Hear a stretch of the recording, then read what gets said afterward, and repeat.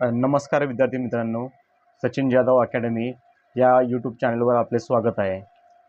आपण काही महत्त्वाची गणिते अपलोड करत आहोत. परीक्षेच्या दृष्टीने महत्त्वाची आहेत ती. तर चला पाहूया. जर n² बरोबर 1 2 3 4 5 6 7 8 9 8 7 6 5 4 3 2 1 आहे, तर n मध्ये किती अंक आहेत? तर बघा, इथे गोंधळून जायची काही आवश्यकता नाही, कारण एक पॅटर्न आहे ह्याच्यामध्ये, तो आपण समजून घेऊया. की बघा, 1 2 3 4 5 6 7 8 9 यानंतर संख्यांचा उतरता आलेला आहे. जसं की 9 नंतर 8 7 6 5 4 3 2 1 ही पद्धत आहे. तर जर आपण बघूया, आता समजा 11चा स्क्वेअर जर आपण केला तर यामध्ये 1 किती वेळ आहे? तर 2 वेळ आहे. तर आपण किती लिहायचे? 1 2.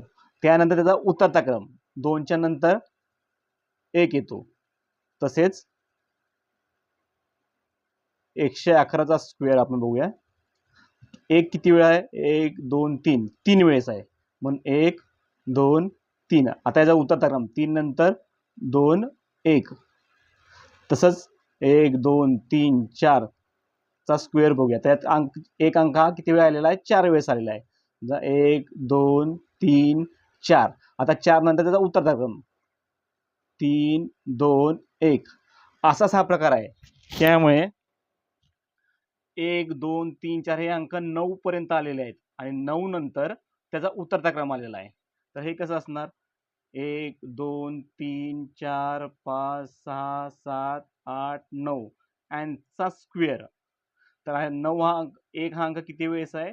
तर 9 वेळेस आहे. तर n मध्ये 9 हा अंक असणार आहे. तर उत्तर त्याचं 9 आहे. पाहूया. 5.1/5 गुणिले 10.1/10 असे गणित सोडवताना पहिल्यांदा छेदातील संख्या आणि पूर्णांक यांचा गुणाकार होतो आणि त्याच्यामध्ये अंश हा मिळवला जातो. तर आपण दाखवूया कसं करून. बघा, छेदामध्ये आहेत 5 आणि छेदामध्ये 5 आहेत तसेच राहतात. छेदातील संख्या ही आहे तशीच राहते. मग छेदात 5 आहेत हे तसेच राहतील आणि हे 5 आणि पूर्ण संख्या यांचा गुणाकार 5 5 25 आणि ह्याच्यामधील अंशातील संख्या मिळवायची. म्हणजे 25 आणि 1 झाले 26. मग 26 ते 5 गुणुले छेदात 10 आहेत ते 10 तसेच राहतील. त्यानंतर 10 आणि पूर्णांक संख्या यांचा गुणाकार 10 10 100 आणि अंशातील 1 मिळवल्यावर झाले 101. तर यांचा गुणाकार करूया. छेदातील गुणाकार 5 गुणिले 10 50 आणि अंशातील गुणाकार 26 गुणिले 101 तर झाला 2626. आता या 50ने या संख्येला भाग द्यायचा आहे, परंतु हे थोडेसे कठीण आहे. तर आपण जरा आणखी सोपं करून बघूया. 50चे आपण 100मध्ये रूपांतर करूया. तर 50चे 100मध्ये रूपांतर करताना आपल्याला त्याला 2ने गुणावं लागेल. म्हणून 2ने हे अंशाला आणि छेदाला दोन्हीला गुणावं लागेल आपल्याला.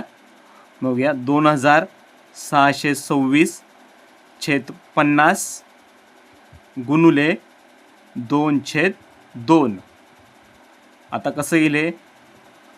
तर 2626 गुणुले 2 येणार 5252 आणि छेदात 50 गुणिले 2 झाले 100.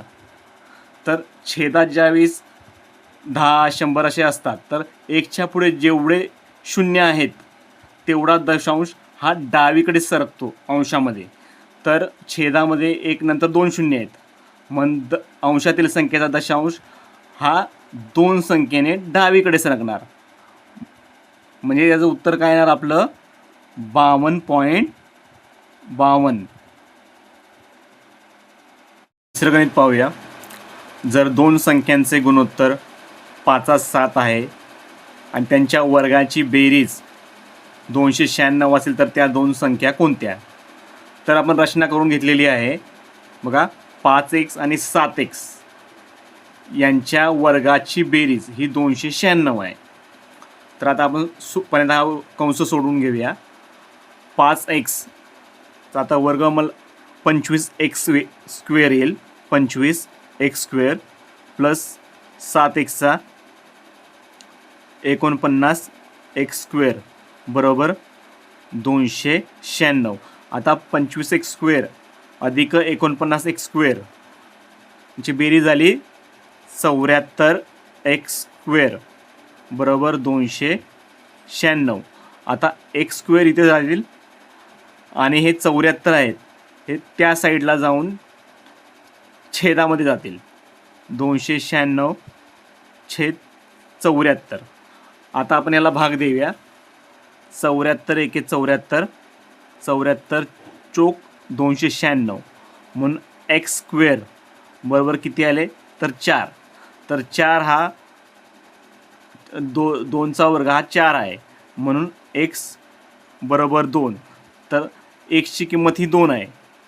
म्हणून जर 5x असेल तर 5 गुणुले 2 बरोबर 10 आणि 7x बरोबर 7.